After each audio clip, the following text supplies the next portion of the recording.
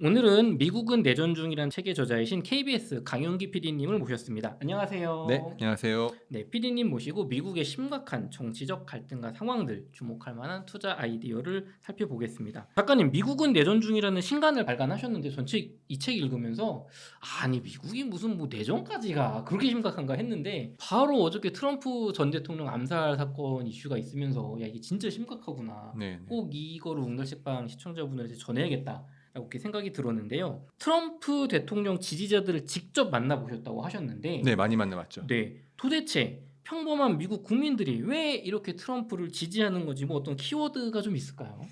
그 트럼프를 지지하시는 분들의 특징은 네. 고졸 이하의 백인들이 많습니다. 그리고 음. 과거에는 미국의 제조업의 중기에 네. 공장을 다니시면서 중산층의 삶을 영위하셨던 분들인데요. 이분들이 과거에 비해서 경제적 상황이 안 좋아졌습니다. 그래서 분노와 좌절이 있는데 네. 그 핵심은 뭐냐면은 이민자들 때문에 네. 내 일자리를 빼앗겼고 음. 그리고 우리 위대한 조국 미국이 지금 마약 중독자들로 넘쳐나면서 치안이 네. 불안해지고 있다. 살기 힘들어졌다라고 하는 거거든요. 그때 딱 혜성같이 나타난 트럼프가 네. 여러분 미국을 다시 위대하게 만듭시다. 여러분들의 탓이 아니에요라고 말을 해줬던 거죠. 사실은 그런 걸 이해하게 되면은 네. 트럼프 지지하시는 분들 심리를 이해하실 수 있을 겁니다. 그럼 지금 그 PD님께서 일자리, 뭐 치안, 마약 뭐 이런 얘기, 이민을 얘기해 주셨는데 실제로 마약하고 치안 얘기를 생각해 보니까 PD님께서는 미국 필라델피아에 직접 현지에 가셔서 좀비랜드라고 소위 불리는 켄싱턴 거리를 취재를 KBS에서 하셨던 걸로 제가 알고 네, 맞습니다. 있거든요. 네, 네, 네. 도대체 어느 정도로 그게 마약이 좀 심각한 건가요?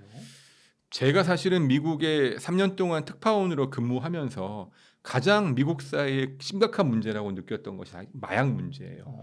생각보다 마약이 너무 많이 퍼져 있고 네. 사회적 부조리가 악영향이 많다라는 생각이 들었거든요. 이제는 켄싱턴 거리라고 하면 사실 한국에서도 많이 아세요. 많이 들어봤고 워낙 네. 그 영상들이 충격적이어서. 그렇죠, 그렇죠. 근데 사실 제가 지난해 초에 갔는데 그때만 해도 그렇게 많이 알려지지는 않았었거든요. 네. 제가 취재를 위해서 이 거리에 2번 갔었습니다. 사실은 정말 큰 마음 먹고 긴장을 하고 갔었던 것인데요. 미국에서도 마약 중독자들이 가장 집단적으로 많이 모여 있는 곳이 이 켄싱턴 거리입니다. 펜실베니아주 필라델피아의 한 거리의 이름인데요. 네. 단순히 이 거리에만 이렇게 마약 중독자들이 있는 건 아니고요. 그 거리를 중심으로 어떤 통계에 따르면 한 6천 명 정도가 생활을 하고 있다고 합니다. 이분들은 주로 노숙 생활을 하고 있고요. 제가 현지에서 만났던 한 마약 중독자 같은 경우에는 원래는 이제 다른 곳에 사시는 분이었는데 마약을 하다가 좀 더 자극적이고 더 중독성이 강한 마약을 찾게 되고 그러다 보니까 쉽게 마약을 구할 수 있고 또 내가 마약을 투여하거나 흡입하더라도 눈치를 보지 않아도 되는 곳이 어딜까 생각하다가 켄시턴으로 갔다는 거죠. 그래서 전국에서 모인 사람들이 네. 켄시턴에서 마약을 하는 겁니다. 실제로 가보면은 뭐 좀비처럼 이렇게 네. 움직임이 부자연스럽다든지 아니면 길거리에서 주사기로 마약을 투여하는 모습, 네. 그다음에 마약 거래를 실제 사고 파는 모습도 쉽게 볼 수 있고요. 사실 저는 정말 그 충격적으로 받아들였어요. 그리고 요즘에는 펜타닐 뭐 다 이제 한국 분들도 많이 들으셨는데 자일라진 같은 이제 신종 마약들이 나오면서 네. 그 정도가 심각해지고 있고요. 특히 코로나19 팬데믹 이후에 이 켄시턴 거리가 더 문제가 심각해지고 있다고 합니다. 근데 그 피디님 제가 그 영상을 보니까 과거에는 무슨 뭐 히로뽕, 필로폰 이런 거 하면 뭐 이렇게 막 몽롱한 듯한 그런 이미지였는데 이거는 사람이 무슨 좀비처럼 막 이렇게 있고 뭐 네. 허리가 막 이렇게 꺾여 있고 이렇다면 네. 이게 마약 뭐 신종 마약 때문에 이게 그런 건가요? 그럼요. 예. 사실 그 광경을 보고 있으면은 정말 공포스러워요. 공포스럽고 영화의 한 장면 같다는 느낌이 드는데 네. 좀비처럼 이렇게 가만히 서 있거나 몸을 구부리거나 그리고 천천히 움직임이 빠르지 못합니다. 네. 천천히 움직이는 사람들 쉽게 볼 수 있고요. 네. 뭐 눈빛은 뭐 초점이 없습니다. 초점이 없고요. 한두 걸음 걷다가 다시 또 몸을 비틀고 이런 걸 반복을 하고요. 가만히 서 있는 분들도 많고요. 제가 좀 찾아보니까 이분들은 마약 중독으로 인한 신경 이상으로 네. 그 판단력과 운동력이 현저히 떨어진다고 합니다. 그러니까 사실은 주변에 어떤 일이 일어나도 반응이 늦는 거죠. 뭐 위해를 가한다든지 혹은 옆에서 어떤 큰 일이 벌어져도 움직일 수가 없는 그런 상황인데요. 좀 더 안타까운 거는 최근에는 자일라진이라는 신종 마약이 이제 나왔어요. 이거는 원래는 동물의 그 마취제로 쓰이던 건데요. 이게 어. 값이 싸고 또 쉽게 구할 수 있고 또 중독성이 강하다 보니까 네. 이 켄싱턴 거리에 많이 퍼졌는데 음. 이 자일라제는 피부에 괴사를 일으킨다고 해요. 그래서 아. 켄싱턴에 가보면 실제로 팔다리를 절단했거나 아유. 혹은 팔과 다리 같은데 몸에 이렇게 야구공만한 구멍이 있는 분들도 많이 볼 수 있습니다. 정말 충격적인 거죠. 그런데 또 특이한 거는 그 와중에도 멀쩡하게 이렇게 움직이면서 활동하는 사람들이 있어요. 저는 처음에 저분들은 뭐지? 궁금했어요. 왜냐하면 다들 건강해 보이고 그쵸. 체격도 건장했거든요. 그분들은 그 마약 중독자들에게 마약을 파는 마약 판매상들이에요. 거래상들이에요. 그분 도와주는 분도 아니고 판매상이에요. 켄싱턴에서 건강한 체구를 가진 멀쩡한 사람들은 마약 거래하시는 분들이고 거래상들이고 네. 뭐 중독자들은 사실은 일반적인 정상적인 생활을 못 하고 있는 거죠. 야, 이게 참 얘기만 들어도 제 사진을 봐도 이게 미국에서 이룰 수 있는 생각이 드는데, 근데 또 아까 서두에 피디님께서는 지금 트럼프를 지지하는 미국 국민들은 내 사랑하는 조국이 지금 마약에 물들었고 좀 치안이 무너져서 이래서 네. 지지한다고 하셨잖아요. 네. 그럼 이해가 안 되는 게 저희 그 영상 보신 분들도 마찬가지거든요. 그 마약 중독이 심각한 건 알겠어. 특히 저 뭐 켄싱턴 거리에서. 근데 대낮에 수백 명, 수천 명이 저렇게 마약을 하고 있으면 아니 경찰은 뭐 하고 있는 거냐? 뭐 잡아서 뭐 이렇게 뭐 시설에 넣든지 뭐 리헵을 하든지 뭐 왜 이게 해결이 몇 년째 지금 해결이 안 되고 방치되는 건가요? 경찰이 없는 건 아닙니다. 실제로 켄싱턴 거리에만 가도 중간중간 코너마다 경찰들이 있어요. 근데 이제 내려서 직접 어떤 치안 활동을 하진 않고요. 주로 순찰차가 주차해 놓은 상황에서 그 주변을 살펴보는 정도인데요. 저도 궁금하더라고요. 아니, 경찰이 왜 이걸 단속하지 않지? 바로 눈앞에서 마약 거래가 이루어지고 마약 투여가 이루어지고 불법 행위들이 이루어지는데 제가 그 현지 시민단체 NGO 시민단체에게 한번 물어봤습니다. 네. 왜 저러냐? 경찰들이 왜 그러냐? 근데 그분 말씀이 결국 또 다른 미국 사회의 모순이 나오더라고요. 총이었습니다. 총. 마약상들이 대부분 총을 갖고 있다는 거죠. 그래서 실제로 제가 방문했던 날 바로 전날에도 네. 그분들 말씀이 여기서 총격전이 벌어졌다. 뭐 거래상들끼리 혹은 마약 중독자와 거래상끼리 네. 혹은 뭐 다른 조직끼리 이렇게 총격전이 벌어지기 때문에 사실 경찰이 쉽게 접근하거나 진압하기 힘든 상황인 거죠. 정말 큰 피해를 네. 감수하면은 모르겠지만 경찰은 제가 보기에 현지의 마약 중독자들을 단속하거나 마약 거래 상황을 진압하는 것이 아니라 네. 켄싱턴 거리 밖으로 퍼져나가는 거를 막는 게 더 주안점이 아닌가라는 생각이 들 정도였습니다. 그럼 어떻게 보면은 마약해서 할 거면 이 안에서만 하고 딴 데 그렇죠. 가지만 하고. 예. 그리고 이제 외부에서 일반인들이 들어온 걸 또 막아주면서 어느 정도 뭐라고 그럴까요? 이제 그들만의 거리를 만들어준 게 아닌가. 저는 그렇게 생각이 드는데 뭐 공식적으로는 그렇게 말을 하지 않지만 그렇게 볼 정도로 네. 경찰이 직접적인 단속을 하고 있지 않습니다. 아니 근데 그 마약상이 무서워서 그들과의 무력 충돌이 무서워서 이런 걸 못하는 건 약간 저 남미 뭐 멕시코나 콜롬비아 약간 이런 깽단 느낌이 나는데 미국 하면은 뭐 공권력이 센 나라잖아요. 근데도 손을 못 댄다는 말씀이시네요. 예, 그렇습니다. 그게 단순히 켄싱턴 거리만 그런 건 아니고요. 네. 뭐 뒤에도 다시 말씀드리겠지만 많은 대도시에서 지금 치안 문제가 심각하게 대두가 되고 있는데 그게 다 마약, 네. 노숙인과 다 연결이 돼 있는 겁니다. 또 그 부분은 또 일자리 문제하고 연결이 돼 있는 거고요. 곳곳에서 그런 문제가 발생하기 때문에 미국의 지금 치안 상황이 좋지 못하고 현재 경찰력으로는 조금은 감당하기 힘든 상황이다라고 보여지고 그 상황이 좋아지기보다는 조금 더 악화되고 있는 상황이다 이렇게 볼 수 있습니다. 그렇군요. 또 근데 한편에서는 이 마약 문제가 미국의 제약회사의 탐욕 때문에 발생한 일이다라고 주장하시는 분도 있고 또 한편에서는 중국이나 멕시코 특히 중국이 21세기의 신아편 전쟁으로 미국을 마약으로 공격하고 있다라고도 합니다. 좀 이렇게 마약이 미국에 광범위하게 퍼진 원인은 좀 무엇일까요?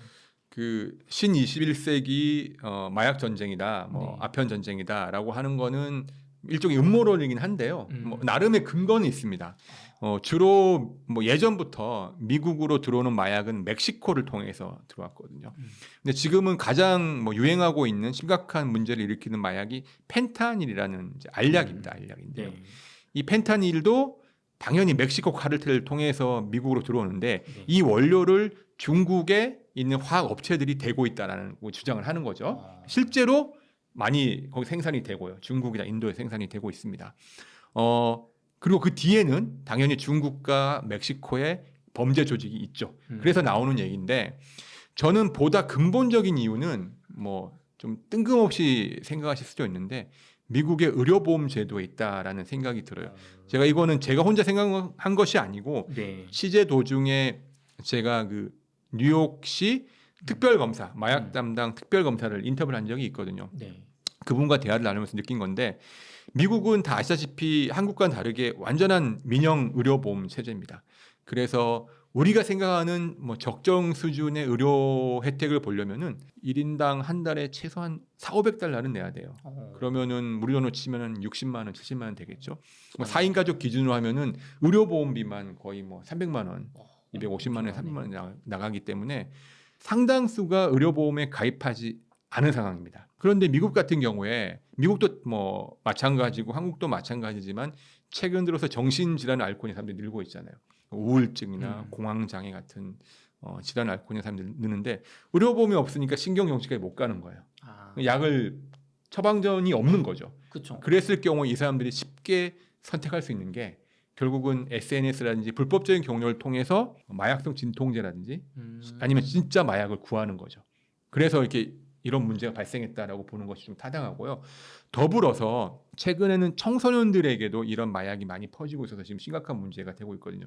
실제로 이 마약 때문에 사망하는 케이스도 상당히 늘고 있고요. 무슨 뭐 캔디나 젤리처럼 네네네. 마약을 뿌린다고 막 그 하더라고요. 펜타닐 원료를 가공해서 다양하게 이렇게 만드는 거죠. 그래서 펜타닐을 자기도 모르게 네. 뭐 투여받거나 흡입하는 경우도 많고요. 얼마나 독성이 강하냐면은 펜타닐 원료를 그 검문하던 경찰이 그 냄새가 맡고 네. 흡입해서 쓰러지고 기절하는 경우도 있었잖아요. 그래서 그런 경우가 많은데 이 청소년들이 아까 말씀드린 대로 SNS가 워낙 퍼지다 보니까 호기심에 혹은 아까 말씀드린 것처럼 본인의 정신적인 건강에 문제가 있을 때 남한테 말을 못하고 쉽게 이제 마약을 구하게 되는 거죠. 그래서 심각한 문제가 발생. 예, 그렇습니다. 실제로 제가 취재 도중에 마약 오남용 사례 때문에 사망한 청소년들의 부모를 많이 만나봤는데요. 그분들의 말씀이 다들 비슷한 상황이었어요. 뭐 우리 아이가 우울증이 있었는데 우리 어른들한테 말을 하지 않고 혼자 이렇게 SNS 구했다고 하더라라는 건데 그런 안타까운 사연이 많았고 이 SNS에는 결국은 제가 보니까 이 마약을 거래하는 일종의 암호들이 막 돌아다니더라고요. 우리가 잘 모르는 이모티콘 이거 보면은 어떤 마약을 원하는 거고 어떨 때 뭐 거래를 하는 것이다. 네. 이 암호는 마치 우리가 군대에서 암구호를 바꾸듯이 매일매일 혹은 주기적으로 바뀌면서 거래를 하면서 단속을 피해가고 있다. 그렇죠. 일상적인 SNS 글처럼 보이지만 그게 사실 마약 어떤 거래 암구인 거고. 네. 그래서 그 미국의 많은 부모님들이 SNS를 이 마약 청소년 마약 오남용의 온상 그러니까 주범으로 원흉으로 보고 있죠. 그래서 뭐 페이스북 메타 앞에서 집회를 하신다든지 틱톡이라든지 이런 쪽에도 많이 항의를 하고 계신 거죠. 그런 집회도 합니다. 괜히 하는 게 아니군요. 들어보니까. 네네. 그 트럼프 전 대통령 같은 경우는 뭐 약간 전 다른 의미로 느껴지긴 했지만 뭐 메타를 폐쇄해야 된다.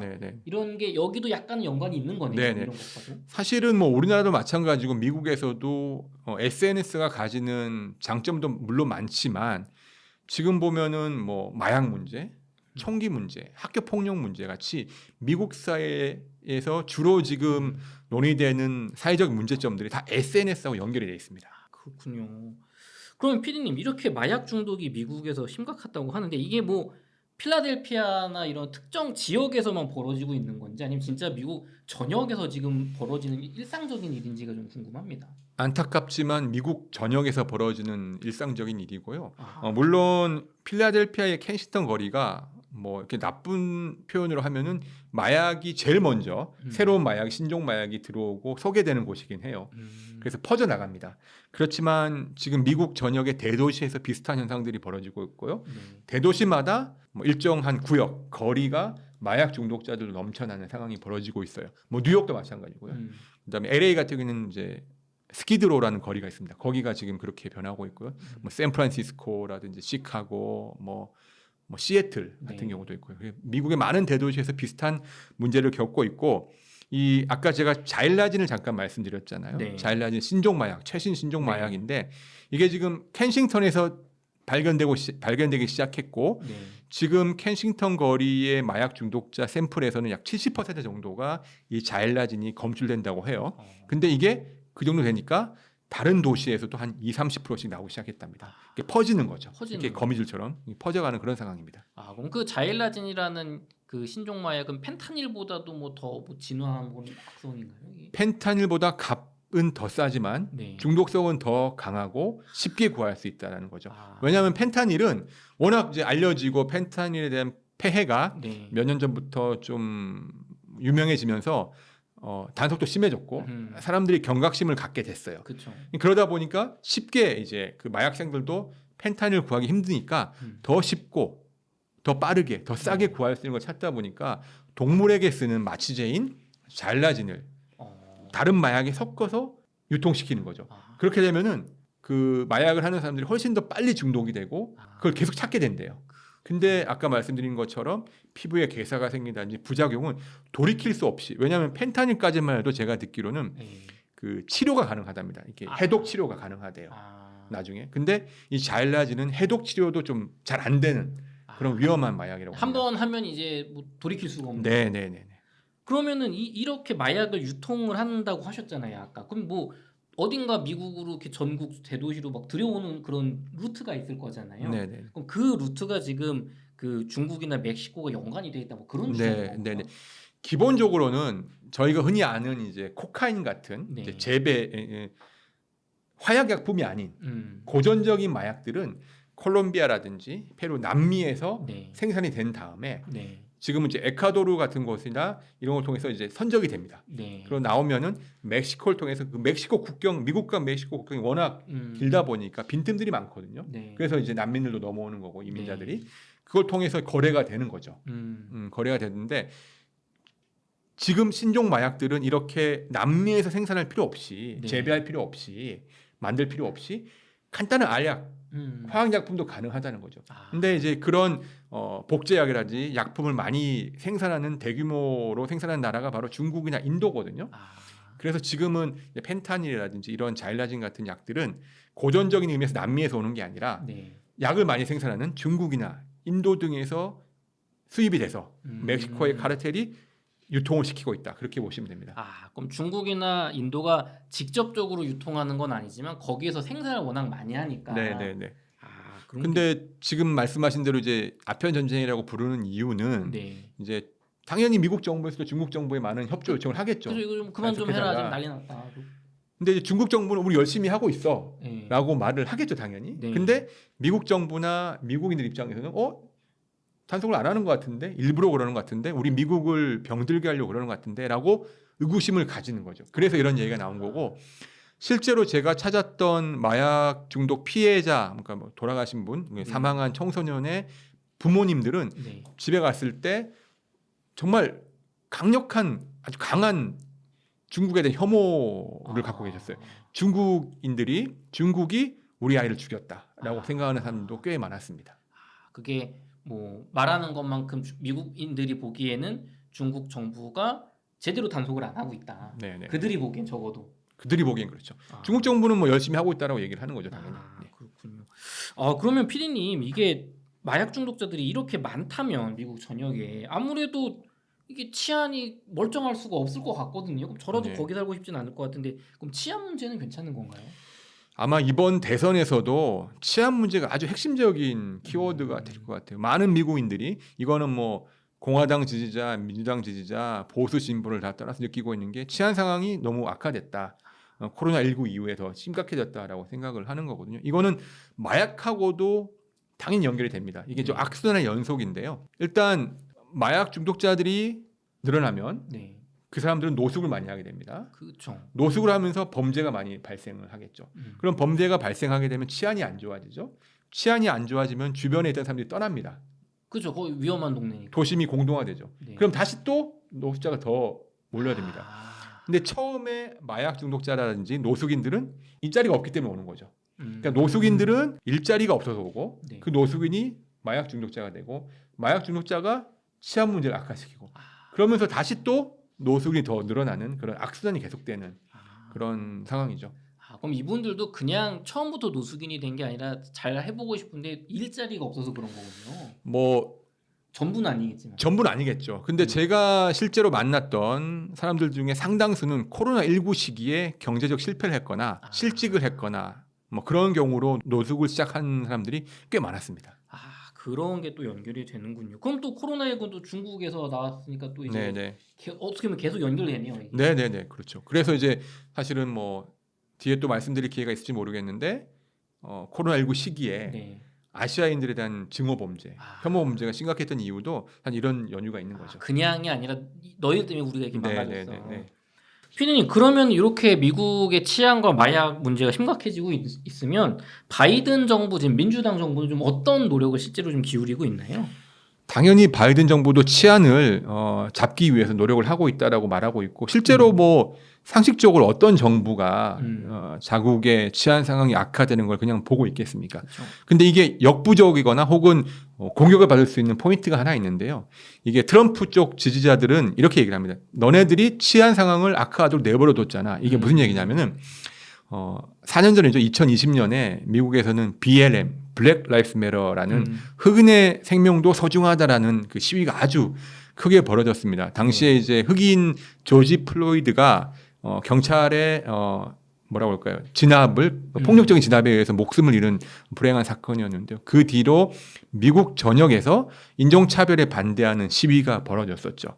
그 시위대의 구호 중에 하나가 뭐였냐면은 이 경찰이 너무 방대해서 예산이 많다 보니까 이 인종차별하거나 네. 또 강력한 좀 과잉 진압을 하고 있다라는 거죠. 그래서 경찰의 조직을 축소하고 예산을 줄이고 진압 매뉴얼도 바꿔라라는 요구를 많이 했어요. 그러다 보니까 실제 주 정부나 지역에서 그런 것이 채택된 곳이 많고 경찰의 예산이 늘지 못했죠. 네. 그러다 보니까 트럼프 쪽에서는 봐봐 경찰의 예산을 늘리지 않았으니까 이런 문제가 생긴 거 아니야라고 그쵸, 이제 그쵸. 공격을 하는 거고요. 동시에 또 하나는 이 트럼프와 바이든이 차이가 나는 것 중에 하나가 이민 정책입니다. 네. 아무래도 민주당과 바이든 정부는 불법 난민이나 이민들에 대해서 좀 더 우호적인 편인데 이 최근에 이제 안 그래도 먹고 살기 힘든데 남미에서 많은 난민들이 오면서 도시의 미관도 안 좋아지고 일자리도 뺏기고 이분들이 또 노숙을 많이 하면서 치안이 안 좋아진 건 사실이거든요. 그렇다 보니까 결국 너네들의 이민 정책도 문제가 있는 것이야. 라고 이제 공격을 하면서 네. 이제 트럼프를 지지하시는 분들은 이거를 바이든 정부의 탓으로 이제 몰고 있는 거죠. 그렇군요. 그러면은 또 PD님 그 말씀 들어보니까 마약 문제는 뭐 그렇다 치고 치안 문제는 훨씬 더 이건 좀 뭔가 더 직접적으로 좀 문제가 있다고 느낄 만한 요소가 있다고 느끼거든요. 네네. 한국에서는 그 이 블랙 라이브 매터 요 시위 때 어떤 흑인분들의 인권에 대한 평화로운 시위보다는 막 상점을 약탈하거나 막 불타고 막 이런 거 위주로 많이 자극적으로 보도가 된 것 같은데 네.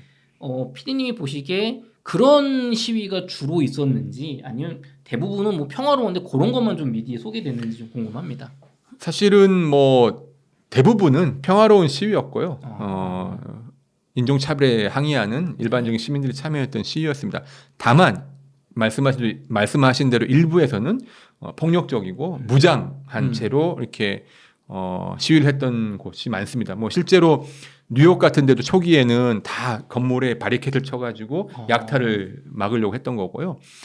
특히 심했던 곳이 서부의 뭐 시애틀이라든지 포틀랜드 같은 곳이에요. 거기가 가장 미국 사회에서 가장 진보적인 곳이거든요. 네. 그런 쪽에서는 실제로 무장 투쟁이 오랫동안 폭력 투쟁이 계속됐었고 무장 시위, 폭력 시위가 그리고 그러다 보니까 이 또 그 시위를 반대하는 극우 쪽에 있는 자경단이 또 등장을 했습니다. 프라우드 보이스라든지 이분들은 주로 트럼프를 지지하는 사람들이죠. 네. 이분들이 충돌해가지고 서로 총격전을 벌여서 사망하는 일도 벌어졌고. 아니 그 서로 지지 정당이 다르다고 총격전을 벌이나요? 아니, 그때 당시에는 정당이라는 표현을 하지 않고 이 인종차별에 반대하는 사람들이 무장 시위를 폭력 시위를 하니 이쪽에서는 트럼프 지지자들은 이거를 진압해야 된다. 우리의 질서를 어지럽히고 있다라고 해서 자경단을 만들어서 그들과 맞선 거죠. 상점 약탈하니까 방어해야 돼. 네네. 근데 이제 이분들은 경찰이나 군인이 아닌데도 총으로 무장을 한 채 그쪽을 진압하려고 하다 보니까 실제로 총에 맞아 죽은 일도 있었고요. 반대로 이 자경단이 네. 이 폭력 시위를 했던 분들에게 총을 맞아서 죽는 일도 벌어졌어요. 아 이게 참 심각하군요. 정말 네. 내전 수준이군요. 그러면 피디님 또 이렇게 또 저도 조사를 해보니까 이거를 그럼 뭐 저희 생각에는 강력하게 진압을 해야 될 것 같은데 샌프란시스코 같은 지역에서는 뭐 일정 금액 이하는 도둑질을 해도 경범죄로 처벌하지 않고 그냥 놓아준다. 그래서 막 영상 보니까 막 상점에 우르르 몰려가서 훔쳐가는데 뭐 아무것도 못 하거든요. 경찰이나 이런 경호원들이 이게 뭐 실제 일어나는 일인가? 이거 왜 이런 건가요? 이거? 실제로 일어나고 있습니다. 아. 가장 심각한 지역이 샌프란시스코인데요. 스매시 앤 고라고 이렇게 표현합니다. 말 그대로 깨 부순 다음에 가져가는 거죠. 유리창을 부수고 차나 뭐 이제 그런 집에 있는 물건들 그다음에 진열된 상품들을 훔쳐서 달아나는 건데 사실 저도 샌프란시스코 취재를 갔다가 비슷한 일을 당해가지고 물건을 잃어버린 적이 있거든요. 그 정도로 주변에서 쉽게 그런 피해자들을 만날 수 있는데 네. 샌프란시스코 같은 경우에는 폭력 범죄 발생률이 네. 미국 전국 평균의 2배 이상이 넘는다고 그래요. 가장 이제 심각한 지역으로 지금 떠오르고 있는 상황입니다. 아니 근데 그게 이해가 안 되는 게 그 뭐 $1,000 이하의 금액을 도둑질을 하면 그냥 처벌하자고 체포도 안 하고 봐준다. 이게 저희 상식으로는 납득이 안 되거든요. 이제 여기서 이제 논란이 되는 게 프로포지션 47, 네. 우리말로 치면 바리안 47이라는 게 있습니다. 네. 캘리포니아에서 2014년부터 시행하고 있는 일종의 법률인데요. 정확한 명칭은 The Safe Neighborhood and Schools Act입니다. 그러니까 우리말로 치면 안전한 이웃과 학교법 이런 건데요. 이 법의 골자가 뭐냐면은 $950, 우리로 치면 한 120~130만 원쯤 네. 되죠. 그 정도 이하의 절도는 네. 경범죄로 처리한다는 거죠. 왜 그러냐면은 그 정도도 범죄로 취급하게 되면은 감옥을 보내야 되잖아요. 그러면 그쵸. 교도소가 수감자가 늘겠죠. 그쵸. 그럼 예산이 많이 들겠죠. 아. 그러면은 이제 캘리포니아 주에서는 그렇게 하지 말고 우리 $950 이하의 그런 범죄는 경범죄로 감옥에 보내지 말자. 그러면은 우리가 교정 예산에 들 돈을 아껴서 네. 그 돈을 학교 예산에 투자하자라는 거예요. 아. 그게 어떻게 보면은 뭐 의도 자체가 나쁘지는 않죠. 그쵸. 하지만 코로나19 등을 거치면서 실제로는 뭐 과학적으로 통계가 나온 건 아니지만 범죄를 높인 게 아닌가라고 일각에서는 강력하게 주장을 하고 있는 상황이 돼버린 거죠. 아니 근데 이게 뭐 그 말로는 그럴 듯하지만 실제로는 지금 뭐 처벌을 안 한다는 거잖아요. 그러면은 또 피님 이해가 안 되는 게 나라가 교도소를 이렇게 돌릴 예산이 없나? 학교하고 교도소 중에 예산 선택해야 되는 얘기잖아요. 그것도 좀 궁금합니다. 이게 사실은 현 미국 정부의 가장 큰 딜레마라고 생각을 해요. 한정된 자원이 있는 거고 한정된 예산이 있거든요. 미국도 당연히 뭐 아무리 부자 나라지만 한정된 예산이 있겠죠. 자원이 네. 있겠죠. 근데 이제 트럼프 쪽에서 그래서 공격하는 것이 네. 우크라이나 전쟁이나 외국에 돈을 쓰지 말고 그 돈을 가지고 우리나라 시안에 신경을 쓰자라고 이제 주장을 하는 거고요. 반대로 바이든 현재 정부는 우리가 미국이 갖고 있는 세계적인 책임이 있다. 그 또한 네. 중요하다. 그래서 효율적으로 돈을 분배하되 그거를 방기할 수 없다라고 얘기를 하는 거죠. 그러니까 트럼프 전 대통령이 막 전쟁에서 발 빼고 막 방위 분담금 내라는 게 그냥 하는 말이 아니고 그렇죠. 그 돈 아껴가지고 치안 강화하자 그 얘기군요 이게. 그렇죠. 그래서 사실은 그 트럼프 지지자들한테는 그런 어떻게 보면은 인기 영합주의적인 발언이지만 그쵸. 그게 먹히는 거죠. 그쵸, 먹히고 그쵸. 있는 거고 실제로 제가 보기에는 한정된 자원과 경찰력이 부족하다는 걸 어떻게 느끼냐면요. 제가 아까 말씀을 잠깐 드렸었는데 제가 샌프란시스코에서 한번 도난을 당한 적이 있다고 말씀드렸잖아요. 네. 취재를 갔는데 공영 주차장입니다. 네. 주차장에 차를 대놓고 1시간 정도 간단히 밥을 먹고 돌아왔더니 그 렌트카에 뒷유리가 다 깨져 있더라고요. 그래서 뭐 촬영 장비라든지 저희 개인 뭐 캐리어 같은 게 다 도난을 당했더라고요. 그런데 경찰에 신고했는데 현장에 안 오겠다는 거예요. 왜 안 와요? 왜 안 오냐? 이거 지금 나 큰일 났다. 얘기했더니 그런 사건은 너무 흔해서 출동할 만한 사건이 안 된다라는 거예요. 그래서 저희가 이제 찾아갔어요. 직접 경찰서에 찾아가서 신고를 했는데 그 경찰관이 하는 얘기가 찾는 거는 포기해라. 뭐냐? 이런 사건은 너무 많다. 그래서 저희가 답답해서 사실은 그 샌프란시스코 총영사관에 전화를 했습니다. 그 이런 당했는데 경찰에서 이렇게 얘기한다 뭐 그랬더니 인종차별 같다. 진짜 이건. 예, 느낌. 그랬더니 그렇지 않다. 인종차별이 아니다. 아. 이런 일이 너무 많이 일어나고 있다. 실제로 다시 재찾는 게 힘들 것이다라고 얘기를 했고요. 그 저희가 도난 당한 게 한국 출장팀 촬영팀이 그해 네. 그 당시 2021년이었던 것 같은데요. 세 번째다라고 얘기를 하더라고요. 와. 그래서 뭐 찾는 건 힘들 거다 얘기를 했고, 근데 이 도난 조직은 실제로 마약이나 노숙인 조직하고도 많이 연결이 돼 있다고 합니다. 그럼 PD님 그게 2021년이라고 하면 지금은 2024년이잖아요. 네. 그럼 그때보다 더 치안이 뭐 안 좋아지는 건지 아니면 그래도 나아지는 방향으로 가고 있는지. 제가 최근에 외신을 보거나 듣기로는 제가 2023년까지 있었으니까요. 더 좋아지진 않고 있는 것 같고 안타깝지만 더 나빠지고 있는 것이 아닌가라는 생각이 들어요. 왜 그러냐면요. 이게 또 코로나19하고 관계가 있는데요. 네. 샌프란시스코 예를 들어보겠습니다. 샌프란시스코는 우리 흔히들 알던 실리콘밸리로 유명한 곳이죠. 그렇죠. 뭐 IT 테크 기업이 많고 혁신 기업들이 많은 곳인데 네. 이게 코로나19가 심해졌을 때 이 기업들이 대부분 재택근무를 했어요. 재택근무를 하니까 너무 좋은 거죠. 네. 코로나19 위험도 적어지고 그리고 회사는 비용을 줄일 수 있었고 직장인들은 뭐 그런 출퇴근 시간을 줄이면서 가정일도 같이 할 수 있는 건데 이게 코로나19가 끝났는데도 이게 너무 좋으니까 다시 사무실로 돌아가지 않는 겁니다. 지금 미국의 통계를 보면요. 미국 직장인의 절반 정도만 주 5일 출근한다고 그래요. 그 나머지 절반은 재택근무를 하루 내지 이틀 이상 하고 있는 거죠.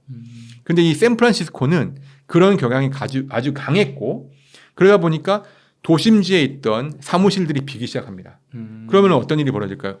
내가 굳이 출근 안 해도 되네? 그러면 회사 가까운데 안 살아도 되겠네? 그렇죠. 좀 더 환경이 좋고 집값이 싼 외곽으로 나가게 되죠. 그렇게 되면 도심, 사무실이라든지 주택지가, 주거지가 공동화가 되겠죠. 그럼 제가 아까 말씀드린 그 자리에 누가 채우냐? 노숙인들이 옵니다.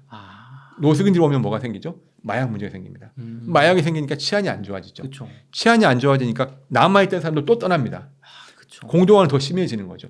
그러다 보니까 이 지금 샌프란시스코에서 치안 상황이 악화되는 것은 어쩌면 코로나19 이후에 재택근무가 보편화되면서 나온 또 다른 현상이다. 이렇게 연결돼 있다고 볼 수 있습니다. 야, 그게 그렇게 연결되는 거군요.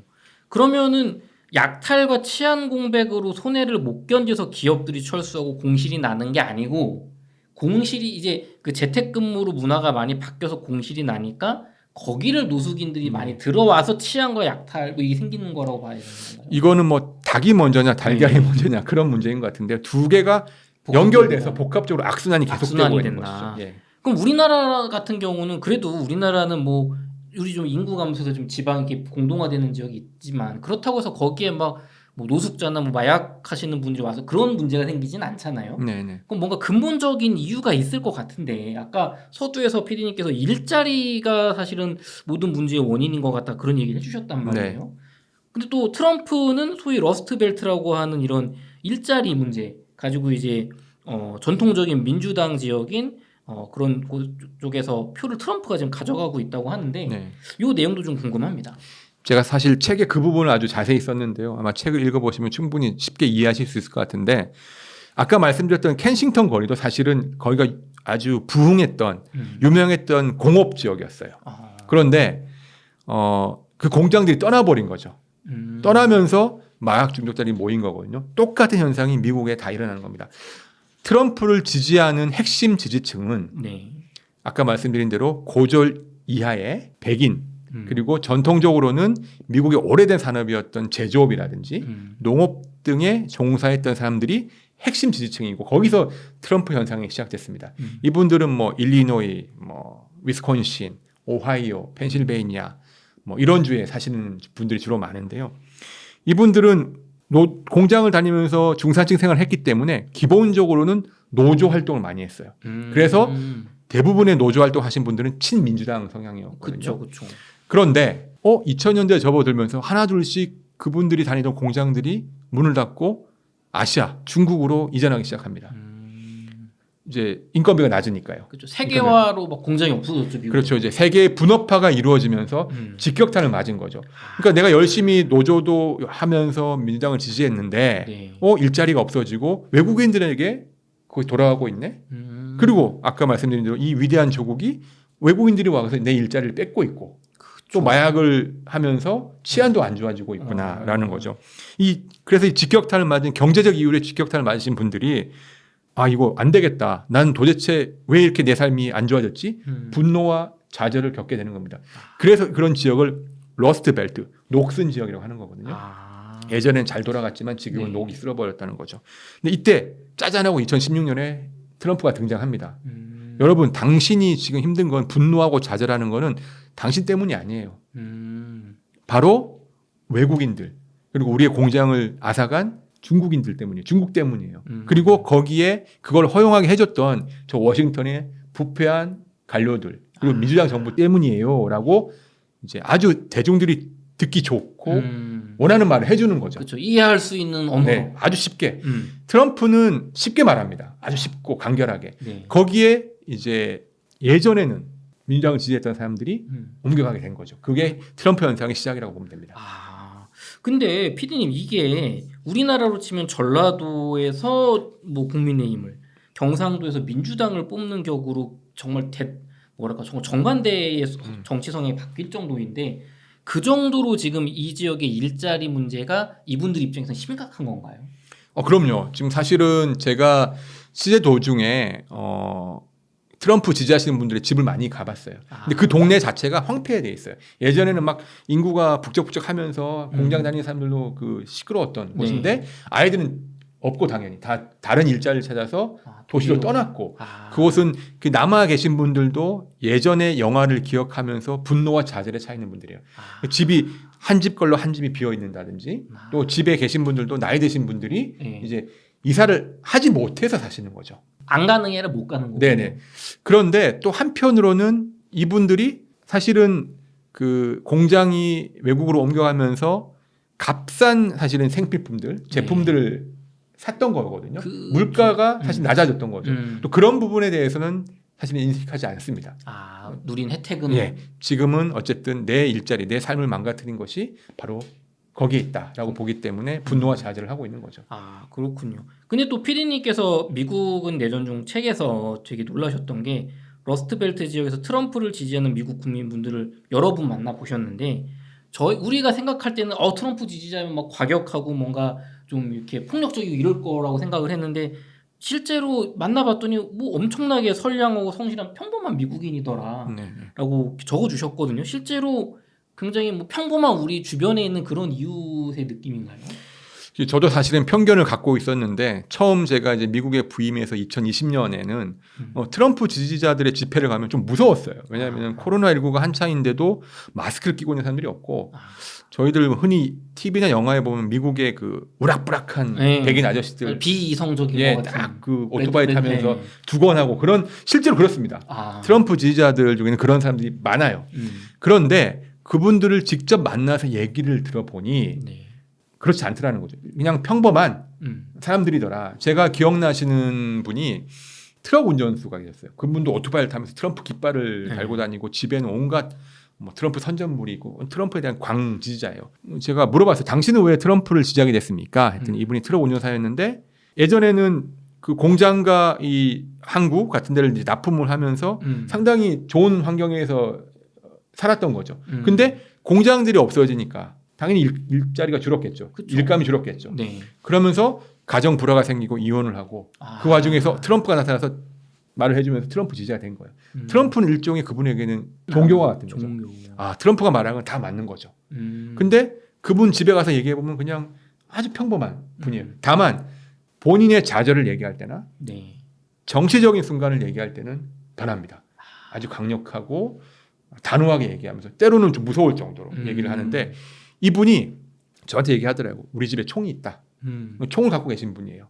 근데 이분이 2021년 1월 6일에 의사당에서 폭동이 있었죠. 제가 연락해봤어요. 거기 있는지. 실제로 거기 있더라고요. 그러니까 우리가 1월 6일에 의사당을 막 점거했던 그 폭도들 같은 분들도 사실은 집에 가면 평범한 가장이고 다만 그분들에게는 그 사람들에게는 분노와 좌절이 있다라는 거죠. 어떤 내 일자리가 없어져 그 일자리가 없어서 이혼을 한다거나 뭐 경제적으로 몰락한 그거에 대한 분노가 있는 거군요. 네네 그렇죠. 그렇군요. 그러면은 트럼프 전 대통령은 이런 분들에게 다시 공장을 들여와서 일자리를 뭐 주겠다는 걸 약속했기 때문에 이런 거 인기가 있는 건가요? 뭐 어쨌든 그 여러 번 이제 공식적으로 혹은 비공식적으로 얘기를 했죠. 그 다 아시다시피 2016년 트럼프 1기 행정부 때 유행했던 단어가 있죠. 리쇼어링이라고 하죠. 네.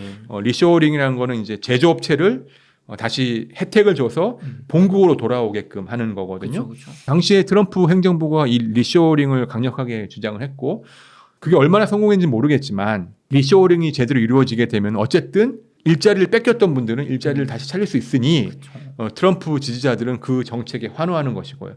다만 저는 아까 말씀드렸다시피 리쇼어링이 이루어졌을 때 과연 다른 거는 부가적으로 어떤 일이 벌어질지에 대해서는 좀 고민을 해봐야 된다. 예를 들면은 물가가 올라갈 수도 있는 거고요. 그렇죠. 원가가 올라가니까 이런 것들에 대해서는 사실은 깊게 고민하다기보다는 딱 직관적으로 내 일자리 뺏겼어. 근데 일자리 다시 와. 그러면 좋다. 뭐 이런 거죠. 그렇군요. 근데 또 이해가 안 되는 게 PD님, 그 바이든 정부에서도 뭐 IRA 법안이다 하면서 미국 국내로 우리나라 반도체 공장도 막 지으라고 하고 리쇼어링 정책을 하고 있잖아요. 근데 트럼프랑 좀 뭐 이게 뭐 다른 건가요? 두 차이가 있을까요? 뭐 사실 이 부분은 경제나 무역 전문가 분들이 더 잘 아실 거라 생각하는데 저는 이제 미국에서 그냥 언론을 보고 겪은 바로는 트럼프와 바이든이 둘 다 미국 중심주의에 있는 건 사실입니다. 그리고 바이든 역시도 미국 제조업의 부흥을 얘기를 하고 있죠. 네. 그런데 이 둘의 가장 큰 차이는 그 정도의 차이라고 생각을 해요. 그 다음에 불확실성의 차이다. 일단 트럼프는 종잡을 수가 없습니다. 어떤 정책의 추진이라든지 그런 것들이 종잡을 수 없어서 스펙트럼이 너무 다양하기 때문에 그런 부분에서 좀 약간 신뢰성이 좀 이제 문제가 될 수가 있고요. 네. 또 하나는 이 리쇼어링을 하는 정도가 과연 동맹이라든지 이웃하는 국가들과 아니면은 뭐 기업들과 갈등을 일으킬 정도의 수준이냐 아니면 그런 거 신경 쓰지 않고 우리가 가장 미국 우선주의 자국주의로 갈 것이냐에 있어서는 많은 분들이 트럼프가 좀 더 과격할 것이다라고 그렇죠. 생각을 하는 거죠.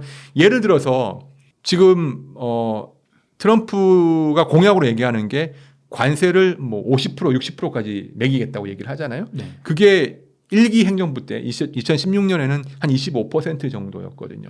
두세 배 놀리는 거고 관세 50%라는 건 사실 지구상에서 볼 수 없는 네. 특이한 케이스인데 그 정도를 공언할 정도로 그 정도거나 리쇼어링 정도 혹은 자국 우선주의가 강화될 것이 아닐까라고 이제 우려하는 거죠. 그럼 화끈하게 진짜로 일자리 갖고 오겠구나. 네. 근데 그 뒤에 물가가 오르거나 그 부작용은 거기까지 일단 내가 먹고 살아야 되니까 생각을 안 하고 그리고 인들도 외국의 싫고. 국가들은 다른 나라들은 피해를 볼 수가 있는 거죠. 그렇죠. 우리나라도 지금 막 이런 그 어쨌든 동맹에 의해서 굴러가던 그 지정학적인 부분이 변화가 있겠네요. 네, 그렇죠. PD님 그러면 좀 경제 저희가 채널이니까 좀 주 분야는 아니시겠지만 PD님께서 미국 현지에서 보시기에 트럼프가 대통령이 된다면 우리나라의 2차 전지, 전기차, 친환경 기업 같은 쪽에 좀 어떤 영향이 올 수 있을지 투자 측면에서 꼭 알아야 될 변수가 좀 발생할 수 있을까요? 제가 사실은 이 책에서도 이제 트럼프 2.0의 키워드를 정리를 한 게 있는데요. 네. 이게 세 가지입니다. 세 가지가 있는데 뭐 복수를 많이 할 것 같다, 복수할 것 같다. 그다음에 뭐 아젠다 47이라는 공약집이 있다는 게 있는데 여기서 가장 중요한 거는 ABB입니다. ABB가 뭐냐면요. 네. Anything but Biden. 즉 바이든이 한 거 빼고는 뭐든지 아마 그렇게 될 겁니다. 네. 그게 무슨 얘기냐면은 바이든 현 대통령이 했던 정책을 다 뒤집을 거라는 거거든요. 1순위가 뭐냐? 이민 정책입니다. 이민 정책을 뒤집게 되면 어떤 일이 벌어지냐면은 네. 이 코로나19 이후에 그런 일이 벌어졌었는데 미국의 가장 싼 노동력을 공급해주는 근원이 원천이 끊기게 돼요. 그러면 미국의 인건비가 올라갈 수 있고 이 얘기는 곧 인플레이션, 물가 상승으로 이어질 수도 있다. 그러면 우리나라 금리 인상하고 경제 안정화지고 연결되네요. 갑자기. 그런 것들이 좀 우려가 되고요. 네. 실제로 그래서 지금 월가에서 트럼프가 당선되면 인플레이션이 생길 것이다라고 얘기하는 게 바로 이런 거고요. 네. 또 아까 말씀드린 대로 관세가 높아지면은 네. 미국으로 수입되는 물건들의 가격이 높아지겠죠. 그쵸. 그럼 결국은 물가가 인상이 되겠죠. 또 하나는 ABB, 바이든이 했던 거를 다 바꾼다고 했잖아요. 네. 그 중에 두 번째로 대표적인 게 바로 기후 정책입니다. 이 트럼프 대통령도 실제로 이 기후 변화라는 건 사기야라고 얘기한 적 많고요. 트럼프를 지지하시는 분들은 이 기후 변화가 존재하지 않는다라고 믿는 분들이 많아요. 왜 그런지 왜 그럴까요? 아까 말씀드린 것처럼 이분들은 대부분 고전적인 의미의 전통적인 제조업, 석탄 산업에 종사하시는 분들이 많아요. 이분들의 입장에서는 신재생 에너지라는 것은 본인들의 생계를 위협하는 거죠. 내 일자리를 뺏어가는 거. 네네. 그렇기 때문에 아예 기후 변화, 기후 위기를 부정합니다. 그렇기 때문에 트럼프가 당선되면은 바로 이 바이든 행정부가 했던 재생에너지, 신재생에너지 관련 산업들이 다 뒤집어질 거예요. 트럼프가 1기 때 당선되자마자 제일 먼저 했던 게 파리 기후 변화 협약을 탈퇴한 거였죠. 네. 근데 그렇게 되면은 우리나라 같은 경우는 지금 전기차나 배터리 같이 신재생에너지 사업에 많이 투자했던 한국 기업들이 있죠. 공장을 옮기고 네. 이 기업들이 직격탄을 맞을 수도 있다. 그게 좀 걱정이 되는 상황입니다. 야, 이게 저희 경제적인 애널리스트 분들은 사실은 이미 미국도 많이 투자해서 이렇게 뒤집기 어려울 거다. 트럼프가 돼도 그런 얘기 네. 많이 하시는데 또 PD님은 현지에서 느끼실 때는 그렇게 보이진 않는 거예요. 트럼프 아까도 말씀드렸다시피 트럼프 대통령은 이제 더 강해져서 돌아왔어요.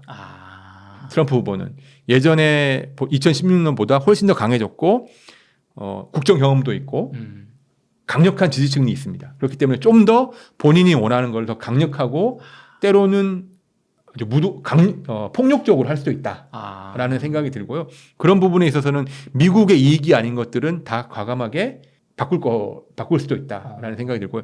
근데 이제 기회가 있는 것도 있습니다. 미국이 트럼프 후보가 계속 얘기하는 것이 치안 강화, 네. 그다음에 국방 강화거든요. 네. 외국에 들었던 돈을 우리 국내 국방력과 치안력을 높이는 데 쓰자는 거기 때문에 네. 국방 방산 관련주라든지 그런 치안과 관련된 업체들은 기회가 될 수 있겠죠. 그리고 신재생 에너지를 반대하니까 네. 결론적으로는 그쵸. 원전 산업은 또 수혜를 입을 수 있는 그런 상황이 될 것 같습니다. 친환경이면서도 좀 전통 산업. 네네. 그렇군요. 트럼프 입장이 좀 저는 이해가 됐거든요. 지지자분들이 뭐 일자리도 없어지고 마약도 심각하고 치안 문제도 있고 그럼 이거 좀 해결하겠다는 사람의 마음이 갈 것 같은데 반면에 민주당의 바이든 후보를 지지하는 혹은 지금 또 바이든 후보가 사퇴할 수도 있으니까 다른 이제 또 민주당 그 후보가 나온다면 그분들 이 민주당을 지지하는 분들은 트럼프 전 대통령을 증오하고 절대로 함께 할 수 없는 인정할 수 없는 나름의 이유들이 있다고 또 책에 써주셨거든요. 네네 그렇습니다. 어떤 이유들이 있을까요? 제가 책에서도 자세히 그 부분을 썼는데요. 바이든 지지자들이 트럼프 전 대통령, 트럼프 후보를 부를 때 이렇게 부릅니다. 거짓말쟁이, 미치광이, 파시스트라고 봅니다. 이게 이 말에 모든 게 다 함축되어 있다고 봅니다. 그러니까 바이든 지지자 혹은 민주당 지지자 혹은 그 민주당을 지지하지 않더라도 트럼프 대통령 싫어하는 사람들은 왜 싫어하는지 이 세 가지에 다 들어있는데요. 일단 거짓말쟁이. 2021년에 월스트리트 저널이 이런 분석 기사를 냈어요. 이제 트럼프 대통령이 퇴임하고 났는데 트럼프 대통령이 재임 중에 네. 하루에 39번 정도의 거짓말 혹은 거짓말로 오해될 수 있는 사실과 다른 얘기들을 했다라는 거죠.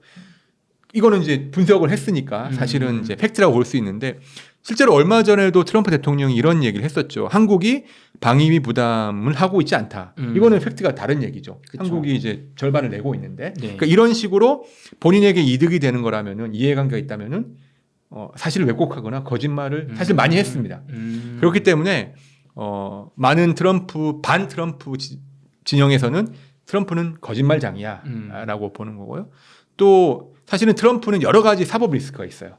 뭐 지금 한참 논란이 되고 있는 거는 성인 배우와 잠자리를 한 다음에 그걸 폭로할까봐 뭐 입막음을 위해서 돈을 건넸다는 걸로 재판을 받고 있잖아요. 네. 배심원단이 일단 유죄 판결을 내렸고 아직 1심 선고 나지 않았는데 그 외에도 여러 가지 사법 리스크가 있습니다. 기소당한 게 많군요. 네네. 뭐 2021년에 의회 폭동을 사주했다, 뒤에 있었다. 그다음에 선거 부정을 부추겼다. 그다음에 개인 비리도 있습니다. 뭐 회계 비리도 있고요. 여러 가지 혐의가 있기 때문에 사실은 국가 지도자로서 적합하지 않은 일종의 크레이지한 사람이다. 미친 사람이다. 그리고 자신의 인기만을 이용하면서 정치를 농락하고 있다라고 보는 사람도 많은 거고요. 마지막으로 파시스트. 네. 왜 그렇게 파시스트라고 보냐면요. 일단 불법 이민자 문제를 그러니까 미국을 백인 중심의 국가로 만들려고 하는 것이 아닌가. 네. 그 속에서 다른 소수 인종이라든지 이민자들에 대해서 탄압하고 있는 것이 파시스트다. 그리고 민주주의, 기본적인 선거라든지 민주주의 제도를 무시하고 있다. 그렇기 때문에 파시스트다 이렇게 보는 거거든요. 이런 세 가지 단어에서 이 트럼프를 싫어하는 사람들의 그 심리가 그대로 드러난다고 생각합니다. 뭐 앞에 두 개는 전 좀 이해가 되는데 또 한국 저희 시청자분들 입장에서는 아니 그 불법 이민자는 불법이니까 처벌하고 단속하는 게 틀린 건 아니지 않냐? 왜 그거 가지고 이렇게 대립이 미국이 심한지를 이해를 못하겠다. 이런 의견을 좀 이제 설명 좀 부탁드릴게요. 이게 이제 미국이라는 국가의 정체성을 어떻게 보느냐라고 이제 거기서 이제 갈등이 시작되는 건데요. 네. 제가 이제 책에서 미국은 내전 중이라는 책에서 쓴 것 중에 이번 대선은 정체성 전쟁이라고 제가 규정을 했습니다. 네. 근데 가장 큰 정체성 중에 하나가 뭐냐면요. 미국이라는 나라는 보통 저희가 교과서에서 배울 때 멜팅 팟이라고 배웠어요. 네. 멜팅 팟. 용광로죠. 모든 것들을 다 녹여서 하나로 만들어낸 거고 사실 미국이라는 나라는 이민자의 나라거든요. 네. 모든 미국을 처음 만든 사람들은 유럽 등에서 이민 온 사람들입니다. 그래서 미국이라는 국가의 정체성이 여전히 이민자에 있고 우리가 이민자에 대해서 우리가 모두가 이민자이고 이민자의 후손이었기 때문에 이민자들에서 우호적으로 돼야 되고 그들이 미국 사회에 동화돼서 힘이 될 수 있도록 해야 된다는 생각하는 사람들이 있는 거고요. 네. 근데 지금 트럼프라든지 트럼프 지지하는 사람들은 이민자들 이제 더 이상 우리 사회에서 받지 말자. 우리는 더 이상 멜팅팟이 아니야라고 보는 거거든요. 결국은 이거는 우리나라 미국이라는 나라의 정체성을 어떻게 보는지에 대한 미국 사회의 아주 극심한 분열을 보여주고 있는 상황인 거죠. 그러니까 정말 이게 우리가 용광로 같이 이민자의 나라이냐 아니면은 이민은 덤이고 사실은 백인이 세운 나라냐 그거에 대한 어떻게 보면 뿌리로 가는 거네요. 갈등이. 실제로 트럼프도 제가 알기로는 독일계하고 이렇게 이민자의 후손이고 네. 바이든 대통령도 아일랜드계 후손이거든요. 우리도 그걸 잊지 말자. 우리도 네. 결국은 이민자의 후손이었다라고 얘기하는 것이 트럼프를 싫어하는 사람들의 주장인 거죠. 그게 실제로 좀 불법 이민이라고 할지라도 옛날에는 다 불법 이민이었다. 네, 그렇죠. 네. 그런 거군요. 그러면 트럼프 전 대통령 측에서 좀 상대방을 악마화하고 원색적으로 비난하면서 좀 돌이킬 수 없는 증오를 일으킨 몇 가지 사례를 좀 말씀해 주실 수 있을까요? 저는 한 두 가지 사례가 크게 기억에 남는데요. 일단 코로나19 시기 때였는데 이 트럼프 대통령이 공식적인 석상에서도 이 코로나19 바이러스를 쿵푸 바이러스다, 뭐 차이나 바이러스다라고 맞아요, 얘기한 맞아요. 적이 많았습니다. 네.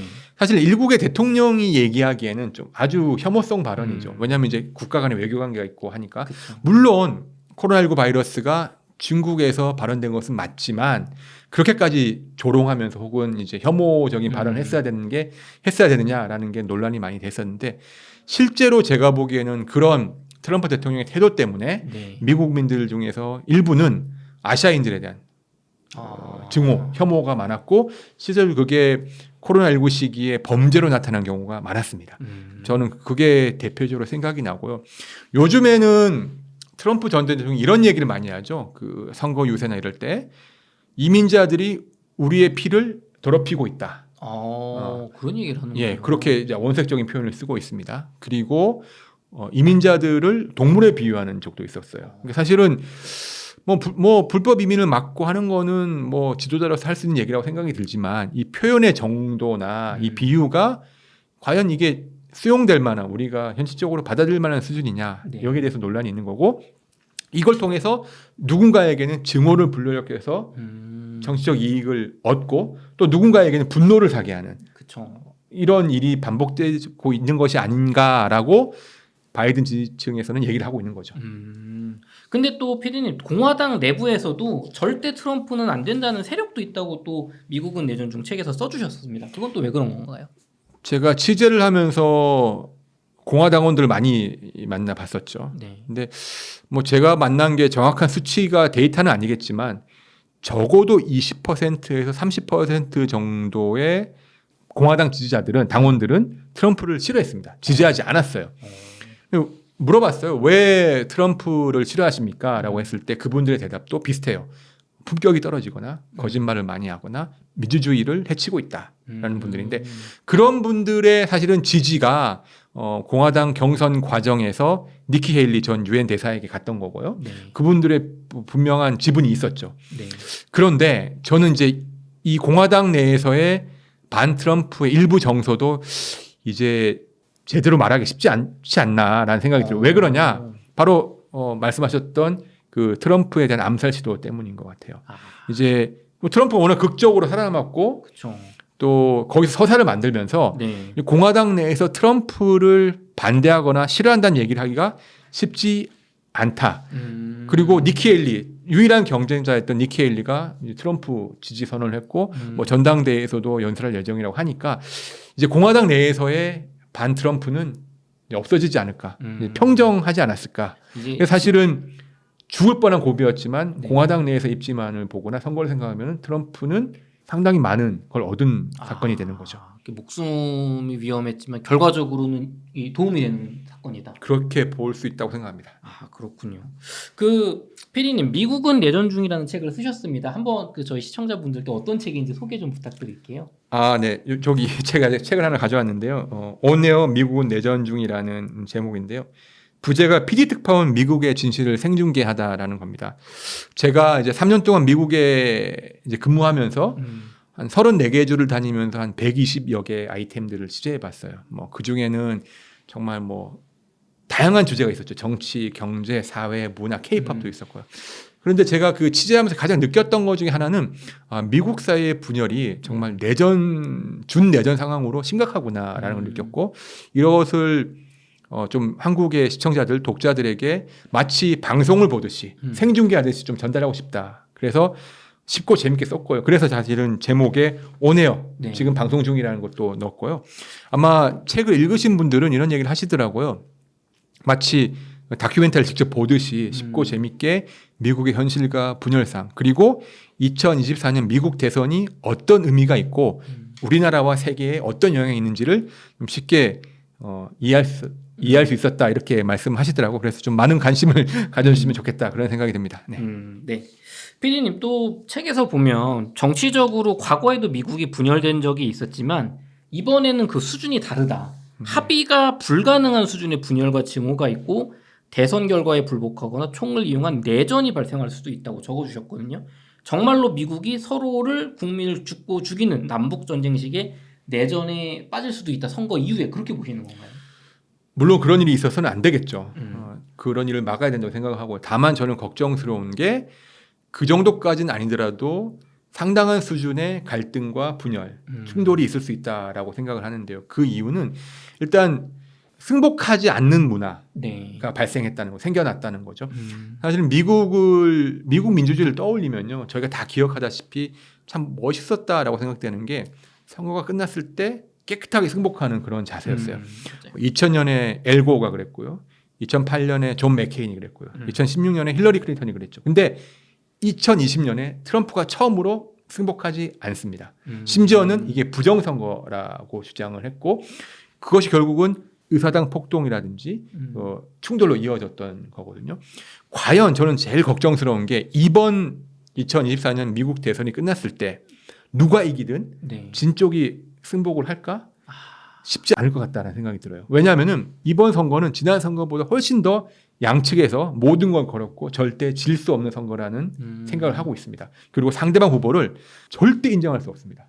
그런 상황이거든요. 그래서 이번 대선이 끝났을 때 뭐 치열한 대선이 될 텐데 그 대선 이후에 혹여라도 트럼프 진영이든 바이든 진영이든 승복하지 않는다면은 그 갈등은 일파만파 커질 수 있고 정말 우려하는 수준으로 번질 수 있을 것 같다라는 생각이 우려가 드는 거죠. 이 승복하지 않을 것 같다라는 두려움은 걱정은 트럼프 진영도 마찬가지지만 저는 바이든 진영에서도 쉽게 승복하지 않다. 일부에서는 승복하기 힘들 거다라는 생각이 들어요. 그게 뭐 트럼프 대통령이 지면은 뭐 지금 얘기 들어봤을 때 승복 안 하는 건 예전에도 했으니까 그럴 것 같은데 뭐 바이든 대통령 민주당 진영에서도 이번에는 이쪽이 지면 우리가 인정을 못할 거다라고 느끼시는 좀 이유가 있을까요?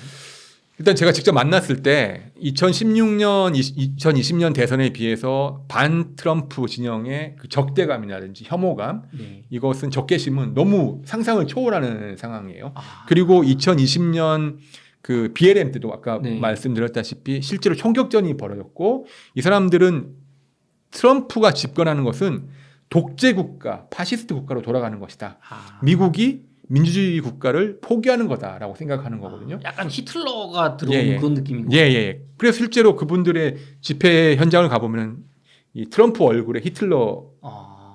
붙인 그런 선전물도 많이 있습니다. 음. 그래서 무장을 폭력시를 해서라도 이 트럼프가 들어오는 걸 막아야 된다고 생각하는 사람들이 존재합니다. 아. 그런 사람들이 분명히 대선 결과에 불복하지 않을 가능성이 많다. 저는 그렇게 생각하고요. 뭐 미국에서는 일부에서는 미국의 의회 의원들이 네. 이 트럼프가 대통령이 되는 거를 뭐 승인하지 않는, 인준하지 않는 그런 일도 벌어지지 않을까라고 우려하는 상황도 있습니다. 의원들이 인정을 안 하면은 미국 뭐 어떤 헌법에 의해서 대통령이 될 수가 없는 뭐 그런 게 있는 건가요? 예, 뭐 지난번에 2021년에 똑같은 상황이었죠. 이제 의회의 비준을 막기 위해서 네. 트럼프가 의회를 맞아요. 점령했던 거잖아요. 그런 식으로 의회 비준을 막으면 형식적으로는 어쨌든 이제 그 과정이 끊기는 거니까 그쵸. 그렇게 해서라도 트럼프가 대통령 되는 걸 막아야 되는 게 아닌가. 이건 입니다. 네네. 우려가 있는 거고요. 그래서 저는 어쨌거나 그런 우려가 현실화되는 것을 막기 위해서 미국 사회도 고민이 필요하다라는 생각이 듭니다. 그러면 피디님 제가 좀 확실히 와닿질 않아서 그러는데 우리나라도 진보 진영과 보수 진영이 이렇게 대통령 선거나 대선 뭐 이렇게 총선을 하면 상대방을 뭐 악마화한다거나 하면서 공격. 그럼 우리나라에서 일어나는 어떤 대통령 후보 간의 뭐 서로 상대 진영에 대한 뭐 이렇게 인정하지 않음 그거를 이제 뭐 대기라고 봤을 때 그럼 느끼시는 미국의 저 트럼프와 바이든 진영 간의 그 적개심은 이 곱하기 뭐 몇 정도가 될까요? 글쎄, 우리나라가 그거를 이제 수치로 환산하기 힘들지만 분명히 큰 건 사실입니다. 우리가 느끼기에도 사실은 네. 정치의 양극화가 심하잖아요. 맞아요. 미국은 훨씬 더 심합니다. 제가 예를 들어 드릴게요. 네. 트럼프 대통령 하면 떠오르는 게 우리 흔히 얘기하는 굿즈죠. 네. 모자, 맞아요. 티셔츠. 이번에도 바로 그 피격 그 암살 시도 당하자마자 3일 만에 티셔츠가 팔렸잖아요. 3시간 만에. 네, 맞아요. 전 세계에서 민주진영에서 투표로 지도자를 뽑는 나라 중에서 네. 이렇게 팬덤이 강한 지도자가 있습니까? 없어요. 그만큼 트럼프에 대한 지지층은 충성 지지층은 일종의 종교화되어 있습니다. 그분들이 생각하기에 트럼프의 패배는 일어날 수 없는 일이고 그건 신이 트럼프를 도와서 당연히 당선돼야 되는 거고 지난번 대선은 이 바이든 정부와 부패한 관료들이 조작을 해서 부정선거한 거야. 떨어진 거다라고 생각을 하고 있기 때문에 절대 받아들이지 못할 겁니다. 그러면은 PD님 또 미국에서 현지에서 있으시다 보면 바이든과 트럼프 지지자 사이에 서로 뭐 사조직을 만들어서 서로 죽고 죽이는 그런 일이 발생하고 있다고 책에 써주셨거든요. 네. 실제로 그런 일이 있나요 지금? 바로 며칠 전에 있었죠. 그렇죠. 그래서 말씀드리고 듣고 네. 그런 암살 시도가 있었는데. 네, 며칠 전에 뭐 그 용의자가 예. 피의자가 뭐 바이든 지지자인지 모르겠습니다만 아직 그거는 이제 수사 중에 있는 것 같은데 어쨌든 유력한 대선 후보 전직 대통령을 암살하려고 하는 시도가 있었죠. 네. 시도가 있었고 거기에 대해서 공화당 측에서는 너희 민주당이 트럼프를 악마했기 때문이야라고 주장을 하고 있는 거고요. 지금 이 순간에 또 누군가는 네. 반대로 트럼프를 암살 시도했다는 것에 분노해서 복수심에 불타고 있는 사람이 있을 수도 있을 겁니다. 그렇겠죠? 그리고 실제로 아까도 말씀드렸다시피 2020년경에는 BLM 시위, 흑인의 생명도 소중하다. 그 시위 한참 인종차별 반대 시위가 격화됐을 때는 이 극우와 극자가 있는 민병대 혹은 이제 무장 조직끼리 서로 총격전을 벌여서 서로 죽이는 일이 발생했고요. 저는 그래서 이번 대선에서 대선이 끝난 다음에 미국이 이 분열과 이 갈등을 잘 치유하는 것이 정말 중요하다. 그런 생각이 듭니다. 근데 미국은 총기를 가진 나라지 않습니까? 네. 그냥 말로 끝나는 갈등이 아니잖아요, 이게. 그게 제일 걱정스러운 거죠. 사실 어제 같은 경우에도 그 트럼프 전 대통령에 대한 암살 시도가 네. 총기로 이루어졌잖아요. 그렇죠. 그리고 이거는 사실은 쉽게 막을 수 없는 일들이 곳곳에 벌어질 수 있고 뭐 아까 제가 말씀드렸지만은 트럼프 지지자 중에서 총을 갖고 계신 분들이 꽤 많이 있거든요. 네. 그렇기 때문에 상당히 우려되는 부분이죠. 그렇군요. 피디님 책에서 CNN과 폭스뉴스 같은 미국 언론에서 연일 가짜 뉴스가 나오고 편향된 뉴스를 생산하다가 뭐 양쪽 그 어떤 채널의 대표 앵커가 하차하는 사태까지 발생했다고 적어주셨거든요. 네네. 언론도 극단적인 편가르기가 지금 수년째 진행된다고 적어주셨습니다. 우리가 흔히 생각하기 한국도 언론이 많이 나눠져 있다고 생각을 맞아요. 하잖아요. 우리나라도 그렇게 생각하죠. 그런데 표면적으로는 아닙니다. 사실은 우리나라는 언론들이 네. 내가 누구 편이야라고 직접 말하진 않죠. 그렇죠. 우리는 어쨌든 공정하게 네네. 한다는 게 표면적으로라도 있죠. 근데 미국은 공개적으로 언론이 특정 진영이나 특정 후보를 지지합니다. 그걸 공개적으로 나타내요. 이번 대선에서 우리 신문사는 우리 방송사는 누굴 지지합니다. 그렇기 때문에 그런 갈등이 더 표면화되는 거고요. 대표적인 친 바이든, 친 민주당 언론이라고 하면은 뭐 우리가 잘 아는 CNN, 네. CNN이 있고 뉴욕 타임스가 있겠고요. 대표적인 친 공화당, 친 트럼프 언론은 폭스뉴스 등이 있는데 언론들이 사실은 분열을 부추기고 있죠. 제가 보기엔 안타깝지만 뭐 예를 들면은 지난 대선 때 2020년에 바이든 당선이 확정됐을 때 그 생방송에 출연했던 흑인 패널이 뭐 감격에서 눈물을 흘립니다. 그러면서 서로 축하 인사를 전해요. 사실 저희가 보기엔 너무 공정하지 않고 편파적인 방송이죠. 그렇게 느껴지네요. 네네. 그리고 또 다른 앵커는 생방송 중에 아주 합리적인 비판이 아니라 네. 트럼프 대통령을 조롱하는 멘트들을 했어요. 네. 그런 방송이 나간 게 사실입니다. 근데 반대로 또 폭스뉴스에서는 그 트럼프 대통령이 계속 주장하고 있는 선거 부정론의 메인 스피커가 바로 폭스뉴스였어요. 사실은 이 선거 부정론은 당시 선거를 진행했던 트럼프 진영에 있는 사람들도 인정하지 않는 사실이거든요. 그런데 언론이 그 스피커 역할을 해줬고 트럼프가 아까 제가 거짓말을 좀 많이 한다고 말씀드렸잖아요. 그 거짓말이나 혹은 가짜 뉴스의 주요 창구가 사실은 이 폭스뉴스였거든요. 그래서 사실은 이 언론이 서로 상대방에 대한 의견을 전달해주면서 민주주의의 공론장이 되는 것이 아니라 상대방을 공격하고 진영을 나누는 역할을 했고 그 이유는 사실은 상업적인 이익이 있는 거죠. 이 자기 채널을 듣고 싶어하는 사람들의 듣고 싶은 얘기를 해줘야지 광고가 팔리고 이익을 보니까요. 피디님 지금 방금 해주신 말씀은 저는 들으면서도 우리나라에서도 지금 일어나고 있는 일이 아닌가 좀 뜨끔한 생각이 들긴 합니다. 네네. 참 걱정되는데 그럼 이렇게 또 양쪽의 뉴스를 이게 편향된 뉴스를 만들던 양쪽 대표 앵커가 근데 왜 하차는 왜 한 거예요? 제가 책에는 자세히 썼는데 일단 CNN의 그 돈 레몬이라는 아주 유명한 앵커 있어요. 흑인 앵커인데 이 사람은 이제 그 트럼프 지정에서 보면은 너무너무 싫어할 만한 걸 다 갖추고 있어요. 흑인인데다가 동성애자입니다. 게이입니다. 게이. 그러니까 너무 싫은 거죠. 이제 트럼프 진영은 낙태라든지 동성애를 반대하고 있기 때문에. 근데 이 사람이 뭐 진행을 하다가 아까 제가 그 트럼프를 조롱했다는 앵커 있죠. 그 사람이 이 사람입니다. 그 프라임 타임에서 진행을 했던 사람인데. 근데 이 사람이 다른 쪽에 사고를 쳐요. 어떤 거냐면은 그 니키 헤일리라는 이제 트럼프 전 대통령의 유력한 경쟁자가 여성이잖아요. 전 유엔 대사가 이제 대선에 뛰어들겠다. 내가 경선에 나가보겠다고 했을 때 이 돈 레논이 어떻게 얘기를 하냐면은 여자의 전성기는 3, 40대 아닌가요? 라고 얘기를 하는 거예요. 그러니까 이 니키 헤일리도 젊지 않다. 나이 든 여자다라는 거를 말하기 위해서 했던 건데 상당히 어떻게 보면 여성들이 보기에는 불쾌한 말이죠. 불쾌할 수 있겠네요. 여성의 전성기가 있어? 맞아요. 젊은 여자가 또 전성기란 얘기야? 나이 든 여자는 뭐야? 뭐 이렇게 외적으로 그렇다고 뭘 붙이지 않았으면 그렇죠? 그래서 불매 운동이 일어납니다. 불매 운동이 일어나고 또 여성들의 보이콧이 있고 그래서 결국은 이제 CNN에서 계약 해지 하차를 통보했고요. 이 폭스뉴스의 터커 칼슨이라는 이제 대표적인 앵커인데 이분은 사실 뭐 트럼프의 둘도 없는 친구이자 영혼이에요. 뭐 거의 계속해서 서로 이번에도 트럼프 대통령이 단독 대담을 몇 달 전에 이 앵커랑 했었는데 이 앵커도 아주 프라임 타임에 폭스뉴스의 그 시청층을 이끌고 있었는데 이분은 아까 말씀드린 대로 계속해서 선거 부정론을 기정사실화해서 방송을 해요. 그러다가 소송을 당합니다.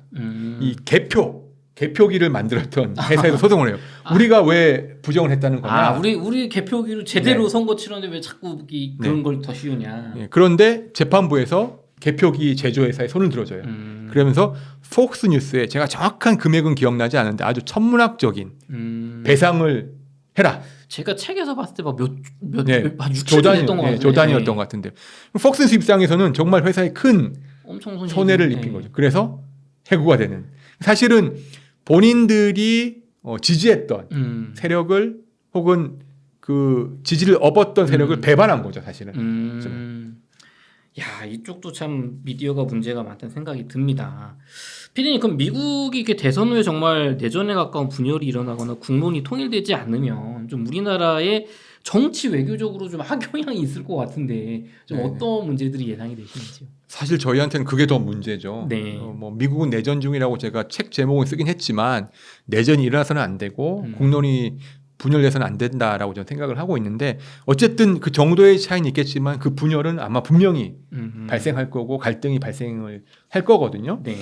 자, 그러면은 우리나라에는 어떤 영향이 있을까 네. 생각했을 때 저는 사실은 뭐 한국은 지금 뭐 그거를 부정하고 싶어 하시는 분도 있겠지만 우리는 어쩔 수 없이 미국에 큰 영향을 받습니다. 네. 미국과 가장 큰 동맹이고요. 지금의 안보 여건은 사실은 미국에 많은 영향을 받고 있죠. 미국이 분열된다는 거는 어떤 의미냐? 미국의 헤게모니, 미국이 지금까지 누려왔던 사실 미국은 2차 대전 이후에 세계 최강대국으로 불리며 왔죠. 경제적으로나 네. 군사적으로나. 근데 그 헤게모니가 흔들릴 수 있다는 거거든요. 쉬운 비유를 하나 들어드릴게요. 우리 학교 다닐 때 동네에서 제일 힘센 친구가 있으면 그 친구가 동네를 평정했다. 네. 그 친구가 함부로 할 수는 있겠지만 어쨌든 1인 체제가 있죠. 그렇죠. 근데 그 한 친구가 힘이 약해지면 곳곳에서 그 친구에 대항하는 친구들이 나타납니다. 네. 나도 세, 나도 해볼 만해. 나도 한번 예. 해볼 수 있어. 저는 국제질서도 마찬가지라고 생각해요. 미국이 힘이 빠졌다는 걸 느끼기 시작하고 국론이 분열되는 순간 미국의 헤게모니는 약해지겠죠.